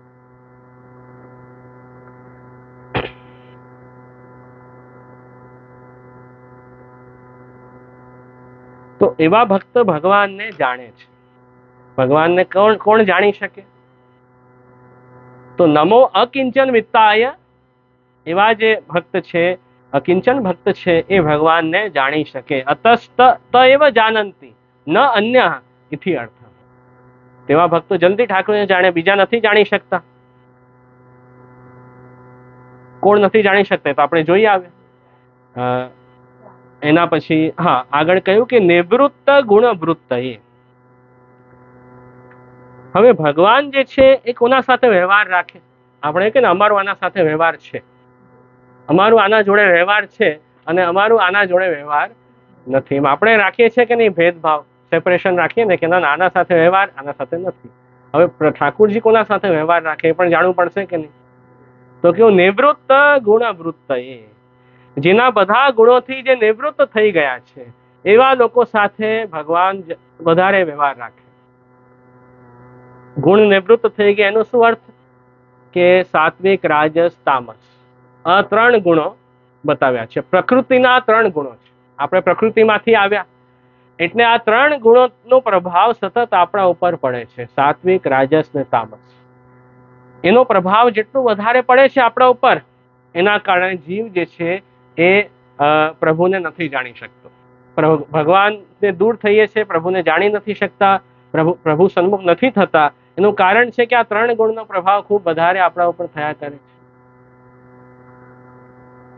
તો આ 3 ગુણોથી જે નિવૃત્ત થઈ ગયા છે એવા જે નિર્ગુણ ભક્તો છે એ ભક્ત ભગવાનને સરખી રીતે જાણી શકે છે અને એના જોડે ઠાકોરજી વ્યવહાર રાખે છે, એમ અહીંયા સમજાવ્યું.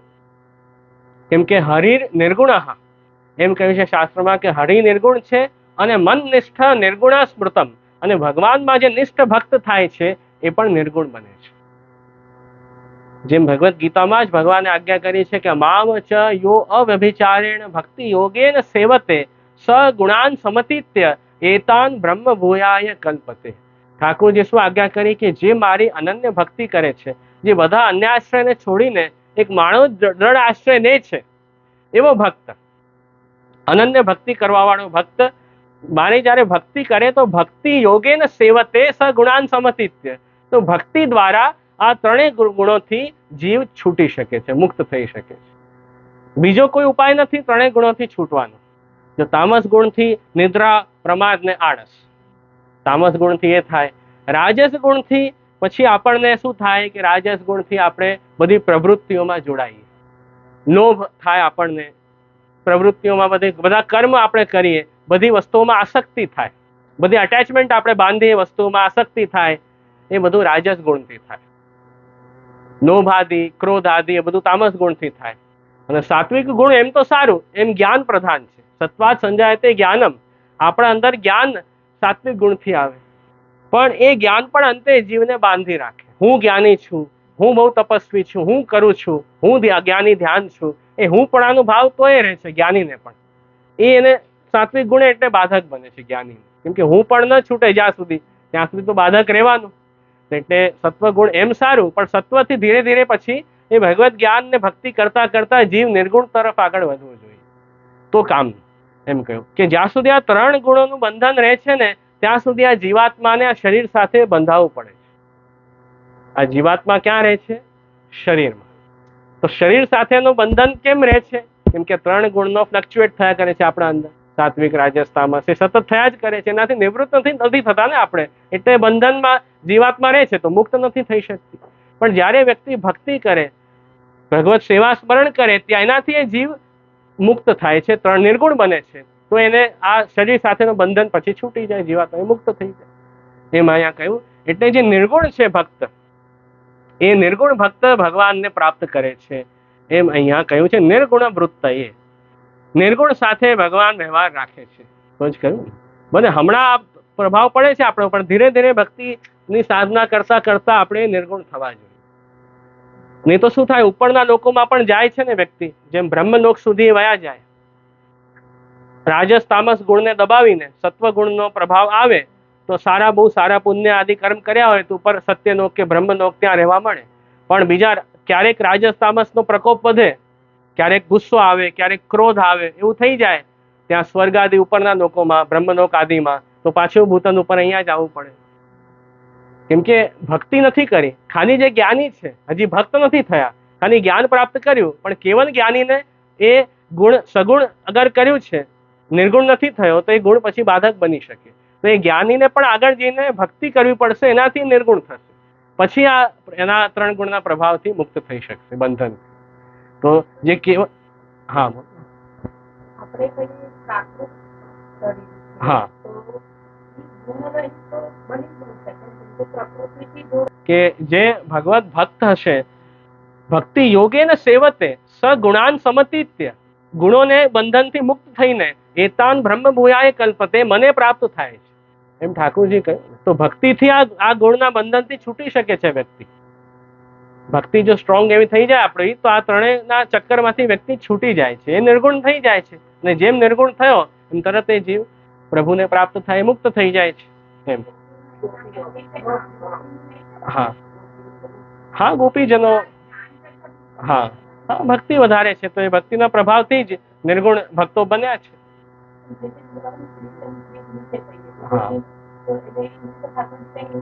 હા કોઈ સાધનથી નહીં, પ્રેમથી જ મળ્યા છે.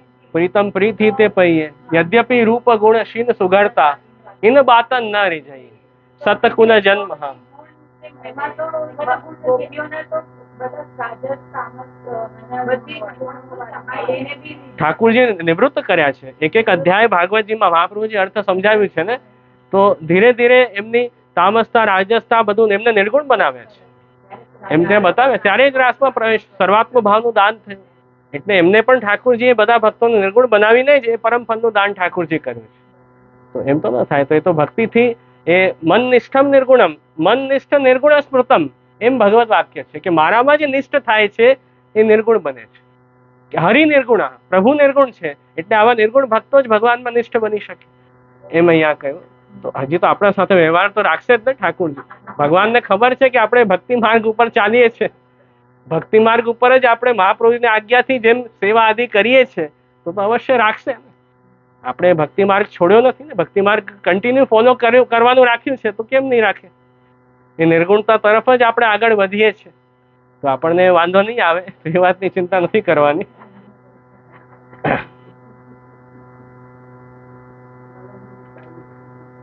તો સગુણ ગમ્ય ભગવાન નથી, એમ અહીંયા સ્પષ્ટ કર્યું નિર્ગુણ વૃત્ત એથી। એમાં એક્ઝામ્પલ આવ્યું, યથા ચક્ષુર ગમ્યે ન રસના ગમ્યત્વમ, એમ અહીંયા દાખલો આપ્યો।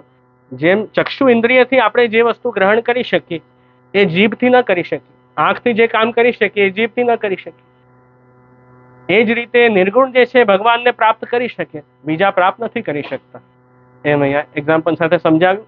તો એવા ઠાकुरજી છે। પછી આગળ હજી ઠાकुरનું સ્વરૂપ સમજાવ્યું કે આત્મા રામાય, ભગવાન કેવા છે કે પોતાની આત્મામાં જ રમણ કરવા વાળા છે। ભગવાનને રમવા માટે, રમણ કરવા માટે કોઈ બીજાની જરૂર નથી, ભગવાન પોતાના સ્વરૂપથી જ રમે છે। આખું વિશ્વ ઠાकुरજીએ પોતાના રમણ માટે જ બનાવ્યું, આખું લીલા પરિકર ઠાकुरજીએ પોતાના સ્વરૂપમાંથી જ પ્રગટ કરીને બધા વ્રજભક્તો લીલા પરિકર પ્રગટ કર્યું। તો ભગવાનને રમવું છે, રમણ કરવું છે, તો એમાં કોઈ બીજું તત્વ ત્યાં નથી, બીજું કોઈ તત્વ છે જ નહીં, ભગવાન જ બધું બન્યા છે અને ભગવાન પોતાના સ્વરૂપથી જ રમી રહ્યા છે। એટલે ભગવાન કોણ થયા? આત્મા રામાય, આત્મ રમણ ઠાकुरજીનું ચાલે છે। જેમ સોનામાંથી અલગ અલગ ઘરેણા બનાવ્યા સોનાના, પણ બધામાં છે તો સોનું, સોનામાં જ રમી રહ્યા છે કે નહીં આપણે? ચાહે તમે કાનનું બનાવો, પગનું બનાવો કે ગળાનું બનાવો, આભૂષણ જે પણ બનાવ્યું છે તો સોનામાં જ રમવાનું ને। એમ ઠાकुरજીએ વિવિધ રૂપ અને નામથી આ વિશ્વમાં ઠાकुरજી પોતાના સ્વરૂપથી જ રમી રહ્યા છે, એટલે ભગવાન આત્મા રામાય છે, એમ અહીંયા સ્વરૂપ વર્ણન કર્યું। પછી આગળ કહ્યું શાંતાય, એ ભગવાન શાંત સ્વરૂપ છે। જો ભગવાનને કોઈ બીજાની અપેક્ષા નથી, એમ આપણે જોયું, ભગવાન આત્મારામ છે તો બીજાની અપેક્ષા કેમ રાખે? ભગવાનને કોઈ બીજાથી કોઈ સ્વાર્થ નથી, માણસ બીજાથી અપેક્ષા કેમ રાખે? કોઈ સ્વાર્થ પૂરો થતો હોય તો બીજાની આપણે અપેક્ષા રાખીએ, અહીંયા તો કોઈ સ્વાર્થ નથી ભગવાન, તો બીજાની કોઈ અપેક્ષા નથી, ને આત્મારામ છે એટલે શાંત છે। શાંત હોવાના કારણે જે ક્રૂર પ્રકૃતિના લોકો છે, શ્રી મહાપ્રભુ જેમ સમજાવ્યું કે જે ક્રૂર પ્રકૃતિના લોકો છે ને, એ ભગવાનને જાણી નથી શકતા, અને એ ભગવાન ક્રૂર પ્રકૃતિના લોકોને ભગવાન ગમતા પણ નથી ગમતા ને। ભગવાન તો શાંત સ્વરૂપ છે, અને સામે ક્રૂર પ્રકૃતિના લોકો આવે તેને શાંત સ્વરૂપ ભગવાન ક્યાંથી ગમવાનું? તો નહીં ગમે। એટલે શાંત રૂપત્વાત ન ક્રૂર અપેક્ષત ઇતિ અર્થ, એમની અર્થ કર્યો કે ક્રૂરની અપેક્ષા એ કોઈ ભગવાનને નથી, કે ભગવાન એનો કાને નથી ગમતા, એટલે એનો કા ભગવત સન્મુખ થતા જ નથી, ભગવત સેવા સ્મરણ ભક્તિ કરતા જ નથી, એટલે દૂર જ દૂર રહે છે। તો હવે ક્રૂર પ્રકૃતિના લોકો ભગવાનની અપેક્ષા નથી કરતા, ભગવાન શાંત સ્વરૂપ છે, તો ભગવાનની અપેક્ષા કોણ કરે છે? કૈવલ્ય પતયે નમઃ, જેમને મોક્ષ જોઈતું હોય એ ભગવાનની નિશ્ચિત રૂપથી એમને ભગવાનની અપેક્ષા છે। એ ક્રૂર પ્રકૃતિના લોકો છે એમને તો સંસાર જ જોઈએ છે, એમને ભગવાન નથી જોતા, એટલે એમનું ફળ સંસાર છે, જો જન્મ મરણનું જે દુઃખાત્મક પ્રવાહ છે એ જ એમને જોઈએ છે। એટલે એને ભગવાન જોઈતા જ નથી, તો એ કેમ ભગવાનનું નામ લેશે, કેમ ભક્તિ કરશે? તો એમાં સંસારમાં જ પડેલા છે કાયમ. બીજા છે કે જેમને ના દૈવી જીવ, કે જેમને આ સંસારના દુઃખાત્મક પ્રવાહમાં જેમને પડવું નથી, આ સર્કલથી જેમને બહાર આવવું છે, આ દુઃખના ચક્રથી, એ દૈવી જીવ છે, એમને મોક્ષ જોઈએ છે, એટલે એમને ભગવાનની અપેક્ષા છે.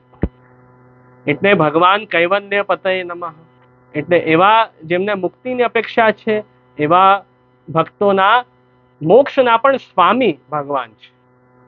કૈવલ્ય એટલે મોક્ષ, મોક્ષના સ્વામી પતિ કોણ છે? ભગવાન કૃષ્ણ. એમ અહીંયા સમજાવ્યું. મોક્ષમાં પણ અલગ અલગ પરિભાષા હોય. મર્યાદા માર્ગીય મુક્તિનો પ્રકાર અલગ છે અને પુષ્ટિ માર્ગમાં મોક્ષનો પ્રકાર અલગ છે. મર્યાદા માર્ગમાં જેમ જ્ઞાનીઓ છે એ અક્ષર બ્રહ્મમાં લય પામી જાય અને મુક્તિ મળી ગઈ, અક્ષર બ્રહ્મ સાયુજ્ય, જન્મ મરણ દુઃખ છૂટી ગયે, મોક્ષ. જ્યારે પુષ્ટિ માર્ગીય મુક્તિનો પ્રકાર છે કે જે ઠાકુરજીની જેમાં ભક્તિ પ્રધાન છે, જેમાં દુઃખથી તો છૂટી જ જાય છે ભક્ત, સાથે પ્રભુની સેવાનો પણ અવસર મળે, એવો મોક્ષ. એવી રીતે દુઃખથી છૂટવું છે ભક્તનું. પુષ્ટિ માર્ગીય જે ભક્ત છે, વૈષ્ણવ છે, એને દુઃખથી છૂટવું છે, પણ સાથે પ્રભુની ભક્તિ નથી છોડવી. સેવા ભક્તિ છોડ્યા વગર દુઃખથી છૂટવું છે. અને ઠાકોરજી દુઃખથી છોડાવી દે અને પાછું સેવાનો અવસર આપે, અલૌકિક સામર્થ્ય આપે, તો ભગવદ લીલામાં પ્રવેશ કરી શકે, ભગવદ લીલાનો અનુભવ કરી શકે. એ મોક્ષ માનસી સેવા સિદ્ધ થાય આપણને, એ પણ પુષ્ટિ માર્ગે મોક્ષ છે. કે ભગવદ વૈકુંઠમાં સેવા ઉપયોગી દેહ મળે, એ પણ અલૌકિક છે, ભાવ છે. કે ઠાકુરના સ્વરૂપમાં સાયુજ્ય, અક્ષર સાયુજ્ય નહીં પણ પુરુષોત્તમ સાયુજ્ય, કે ઠાકુરના કોઈ આભરણ શૃંગાર આદિ બની જાય, કર્ણફૂલ માળા બની જાય પ્રભુના સ્વરૂપમાં, પછી પ્રભુને પ્રગટ પાછા કરવા હોય તો સ્વરૂપમાંથી બહાર પ્રગટ કરે, પાછું લીલા સુખ આપે અને પાછું સ્વરૂપમાં રાખીને. તો આવું કંઈક ઠાકુરજી મોક્ષ આપતા હોય તો એમાં રસ છે પુષ્ટિ માર્ગીય જનોને, પુષ્ટિ ભક્તોને. તો એવો મોક્ષ મળે તો સારું જ છે.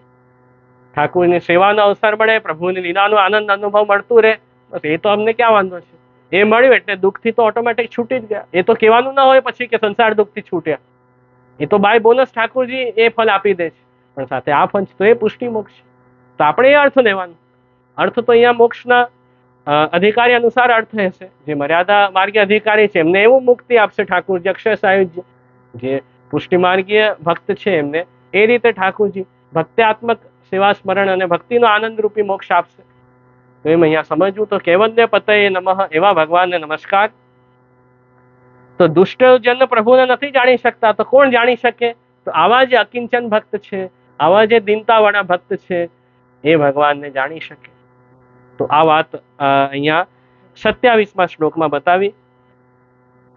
એની પછી એ જ વિષય આગળ કન્ટિન્યુ થઈ રહ્યું છે, દુષ્ટ દુર્ગેયત્વ. એ વિષય આગળ આવ્યું 28મા શ્લોકમાં.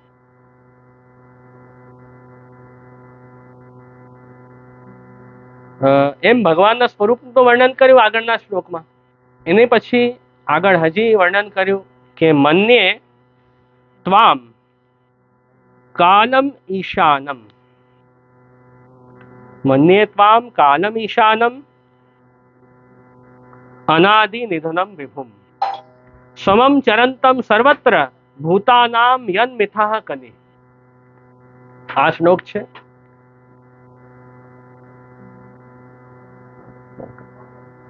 તો આ શ્લોકમાં કુંતીજીએ સ્તુતિ કરી કે હે ભગવાન,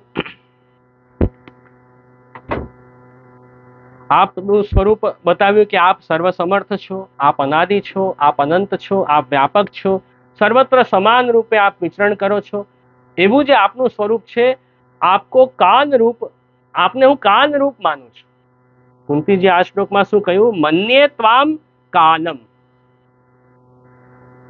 આ જે કાળ છે ને, એ પણ આપનું જ રૂપ છે, હું એમ માનું છું.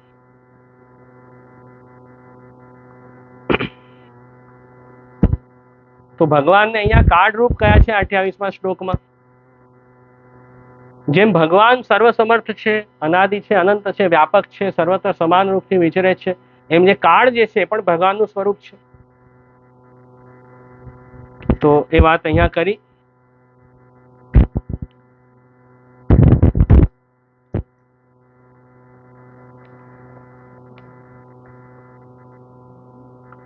તો હવે પછી આ શ્લોકનો મૂળ અર્થ છે, આગળ આપણે એનો વિસ્તારથી સમજશું.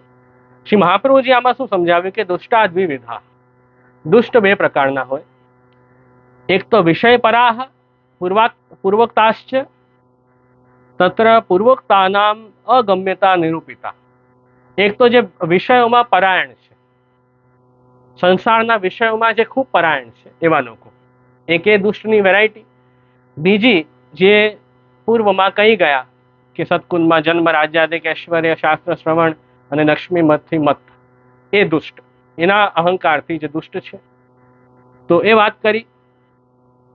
એમાં જે વિષય પરાયણ વ્યક્તિ છે એ હવે ભગવાનને પ્રાપ્ત કરી શકશે કે નહીં? એ પણ દુષ્ટ જ છે ને. જે સંસારના વિષયોમાં ખૂબ ડૂબાઈ ગયો છે એ તો દુષ્ટ જ માન્યો છે, પણ એ વ્યક્તિ ભગવાનને જાણી શકશે, પ્રાપ્ત કરી શકશે કે નહીં? તો કે એ વિષય પરાયણ પણ એમ તો ભગવાનને પ્રાપ્ત નહીં કરી શકે, પણ એમાં પછી સંભાવના ઊભી કરી કે યદિ વિષય પરા ભગવંતમ જાનીયુઃ તદા કાલગ્રસ્તા ન ભવેયુઃ ઇતિ. એ વિષય પરાયણ જે વ્યક્તિ છે એ પણ યદિ ભગવાનને જાણી જશે, ઠાકુર એના સ્વરૂપને, તો એ વ્યક્તિનું કાલ જે છે ગ્રાસ નહીં કરે. હમણાં શું કીધું કે કાલ જે છે એ ઠાકુરજી આપનું રૂપ છે, આ કાળ ભગવાનનું રૂપ છે. કાળથી તો બધું થઈ રહ્યું છે, સમય આગળ જઈ રહ્યો છે, જન્મ મૃત્યુ થઈ રહ્યું છે, બધું કાળથી તો થાય છે. તો કાળ જ બધાનું ગ્રાસ કરે છે, બધાને પોતાના અંદર ખેંચે છે કે નહીં? અને એનાથી જ બધા એ જન્મ મરણના દુઃખમાં કેમ ફસાય છે? કાળના કારણે. તો એ દુઃખ તો એ કાળ બધાની ચોટલી પકડી રાખે. કેટલું એ વ્યક્તિ બધું કે મને બધું મળી ગયું, બધું મેં અચીવ કરી દીધું આ જન્મમાં, પણ તો એ કાળના વશમાં તો રહેશે કે નહીં? એનાથી છૂટી શકશે? એનાથી તો એ નથી છૂટી શકવાનું. એ તો સમય, નિશ્ચિત સમય છે ત્યાં સુધી બધું ભોગવશે, પછી પતી ગયું. તો કાળના અધીન બધા છે. એ કેટલું મોટું કહેવાય કાળનું કામ, કહેવાય કે નહીં?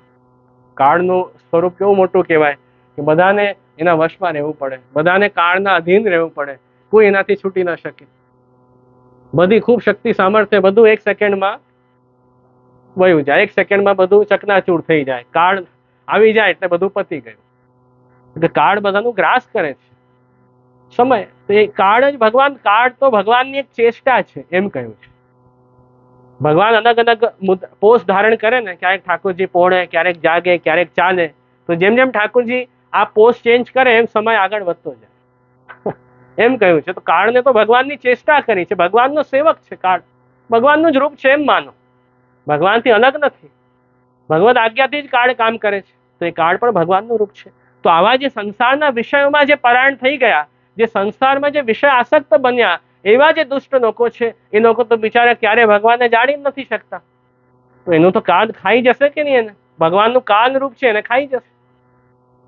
તો એ લોકો ભગવાનને નહીં પ્રાપ્ત કરી શકે, એ તો શંકા હતી. તો મહાપ્રભુજીનું સમાધાન કર્યું કે યદિ વિષય પરા ભગવંતમ જાનીયુઃ તદા કાલગ્રસ્તા ન ભવેયુઃ. કે યદિ એ વિષય પરાયણ ભગવાનને જો જાણશે તો એ કાળનો ગ્રાસ એ લોકો નહીં બને, તો કાળ એને નહીં ખાઈ જાય. આ એમાં શરત. ભલે હતા દુષ્ટ જીવ, વિષય પરાયણ, પણ પ્રભુને જાણી ગયા તો એ કાળનો ગ્રાસ નહીં બને, કેમ કે કાળ પણ ભગવાનનું રૂપ છે.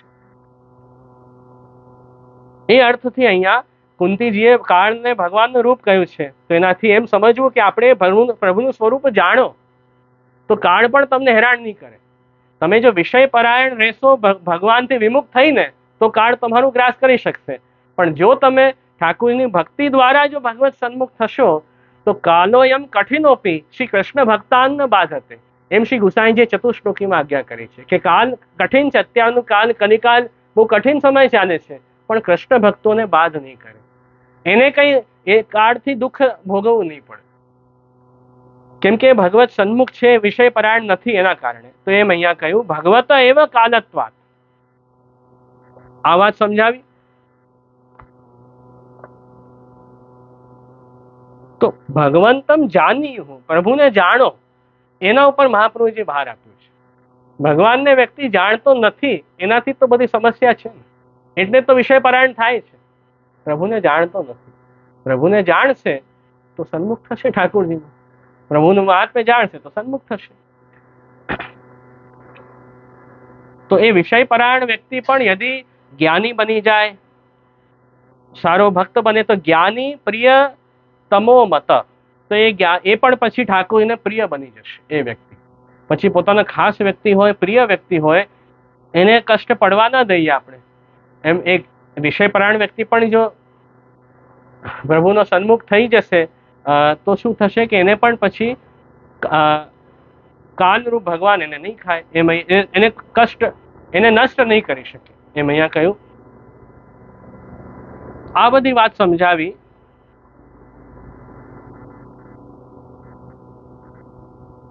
એના પછી શું કહ્યું? ઈશાનમ મન્યે ત્વામ કાલમ.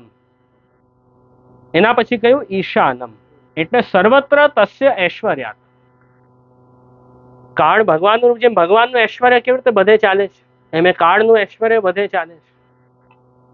બધા જે કાળમાં બંધાયેલા છે, માણસથી લઈને પશુ પક્ષીથી લઈને બધા જ કાળમાં બંધાય છે. ઉલટું બ્રહ્માજીને આયુષ્ય બતાવ્યું છે 100 વર્ષ, પણ 100 વર્ષ આપણા નહીં, બ્રહ્માજીના 100 વર્ષ. એટલે એમાં લાખો કરોડો વર્ષ થઈ ગયા, આપણા લાખો વર્ષ આવી ગયા એમના 100 વર્ષમાં. પણ એમની આયુષ્ય નક્કી કરી કે એ પદવી ઉપર એટલા સમય વ્યક્તિ રહી શકે. એ બધી પદવી જ છે દેવતાઓની, તો એમાં એટલા વર્ષ એ પણ અંતે કાળની સીમામાં કહે એમને પણ. તો એમ બધે તો સર્વત્ર તસ્ય ઐશ્વર્યાત, એ કાળનું ઐશ્વર્ય બધે ચાલે.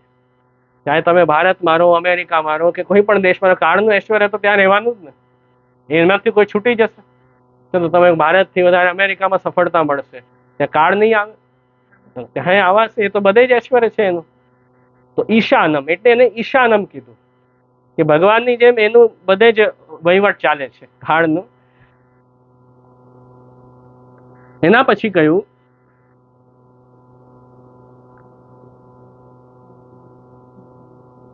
નહીં તદ અભગવત સંભવતી.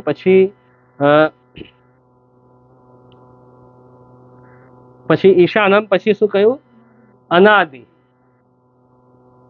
અનાદિકાળથી એ છે, જેમ ભગવાનનું કોઈ આદિ નથી, ભગવાનનું કોઈ સ્ટાર્ટિંગ પોઈન્ટ નથી કે ભગવાન હવે આવ્યા, ભગવાનનો હવે જન્મ થયો, એમ ભગવાન માટે તે તો અનાદિ છે જ પહેલાથી. તો એમ કાળને પણ અનાદિ કહી રહ્યા છે. ભગવાન અનંત છે, એમ અનાદિ નિધિનમ એ અનંતતા કહી રહ્યા છે કે એમ એ પણ અનંત છે. ભગવાનનું રૂપ હોવાના કારણે એને અનંત કહી રહ્યા છે. વિભુમ એટલે અતએવ અનાદિ નિધિત્વાત કાલો ભગવાન કિમ છે કાલ વશાત સર્વમ ભવતી અન્યથા શીત આદિશુ કિમ નિમિત્ત સ્યાત. કે ઠંડી થાય છે, ગરમી થાય છે, વરસાદ આવે છે, વસંત ઋતુ આવે છે, આ બધું કાળથી જ બધા ચેન્જીસ આવે છે. તો એ એના વશમાં બધું છે એમ અહીંયા સમજાવ્યું કે એમ કેમ કે ભગવાનનું રૂપ છે. અતએવ વિભુમ, વિભુમ એટલે બધું થવાનું સામર્થ્ય, બધા રૂપ ધારણ કરી શકે એ સામર્થ્યને વિભુ કહેવાય. એટલે અતઃ સર્વભવન સામર્થ્યત્વાત કાલો ભગવાન. ભગવાનમાં સામર્થ્ય છે કે બધું જ થઈ શકે, બધા રૂપો બધા લઈ શકે. એમ કાળને પણ એવું એમ જ કહી રહ્યા છે. કિમ ચ નિર્દોષમ હિ સમમ બ્રહ્મ વચનાત સમત્વમ ભગવત ધર્મ. અને ભગવાનના મુખ્ય 2 ધર્મ બતાવ્યા છે ભગવદ્ ગીતામાં, એક નિર્દોષતા અને બીજું સમરૂપતા. કે ભગવાન જે છે એ સમરૂપે બધામાં રહે છે. ભગવાન સર્વત્ર સમાન રૂપે છે. આ જગતમાં, વિશ્વમાં બધે ઠાકોરજી સર્વત્ર સમાન રૂપે છે. ભગવાનમાં ઊંચ નીચના ભેદ નથી કે અહીંયા ભગવાન છે ત્યાં નથી, અહીંયા છે ત્યાં નથી, એવો કોઈ ભેદ નથી. ઠાકોરજી સર્વત્ર બધે જ સમાન રૂપે છે, ઇક્વલી ભગવાન બધે જ છે.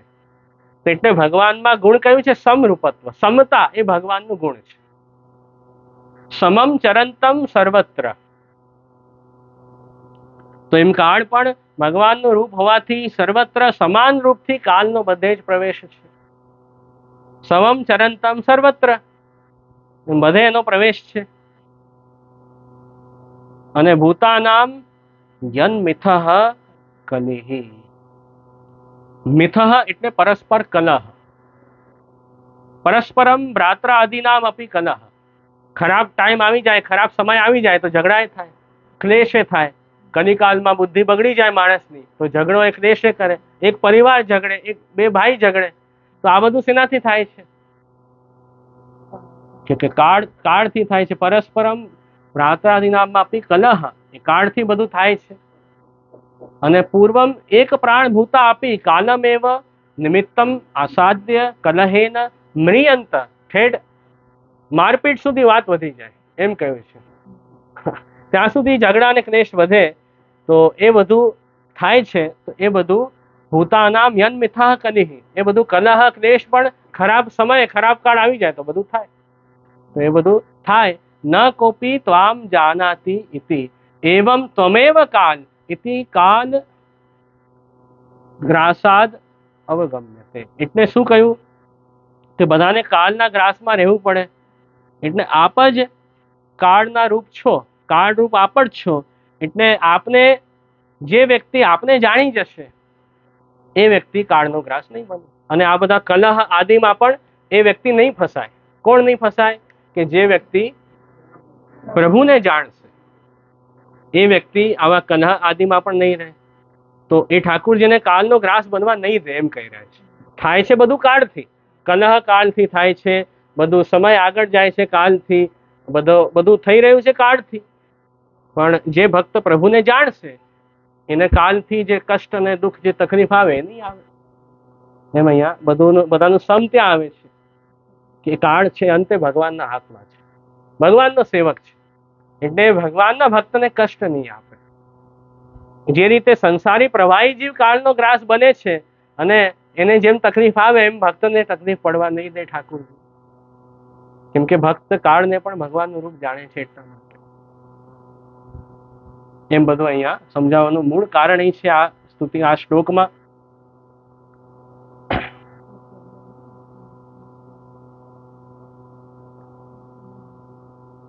તો એ 28મો શ્લોક અહીંયા બતાવ્યું.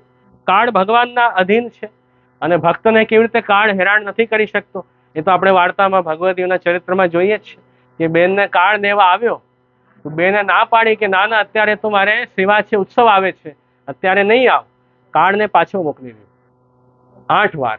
અને એટલે અષ્ટપદી નામ શ્રી ગુસાઈજી વૈષ્ણવનો ધર્યો. કે એવું શક્તિ, એવું સામર્થ્ય છે. એમને ગુસાઈજી આજ્ઞા કરી કે એમ ના કરાય. કાળનું આપણે માન રાખવું જોઈએ. એમ એનું માન રાખવું છે. ભગવાનની આજ્ઞાથી આવ્યો છે, ભગવાને જવાબદારી આપી છે કે બધાએ અહીંયા રહીને પછી જવાનું, કાયમ અહીંયા નહીં રહેવાનું. કાયમ અહીંયા નહીં રહેવાનું એવી વ્યવસ્થા ઠાકોરજી બનાવી છે. કાયમ બધા રહે તો પૃથ્વીમાં જગ્યા જ નહીં રહે. ને કાયમ નહીં રહેવાનું, આવતા જતા રહેવાનું. એટલે ભગવાને વ્યવસ્થા બનાવી. એટલે ગુસાઈજી આજ્ઞા કરી કે તમે તો માન રાખો કાળનું, તમને કોઈ કાળ હેરાન નહીં કરે. ગુસાઈજીએ શું કીધું પેલા વૈષ્ણવને કે કાળ તમને, તમે ભક્ત છો, તમને શું કામ હેરાન કરશે? પણ અહીંયા જેટલું કાર્ય ઠાકોરને કરાવું તું પૃથ્વી પર હવે ભૂતન પર પૂરું થયું. હવે તમારું ભગવત ધામમાં જવાનો સમય આવ્યો. એટલે કાળના માથા ઉપર પગ મૂકીને એ બેન પ્રભુના ધામમાં પહોંચ્યા એમ ત્યાં કહ્યું છે. તો એ કાળ એમના વશમાં થઈ ગયું કે નહીં? વશમાં થયું. એમ ભીષ્મ પિતામહ એમને પણ કાળ વશમાં બન્યું કે નહીં? ઠેઠ ઉત્તરાયણ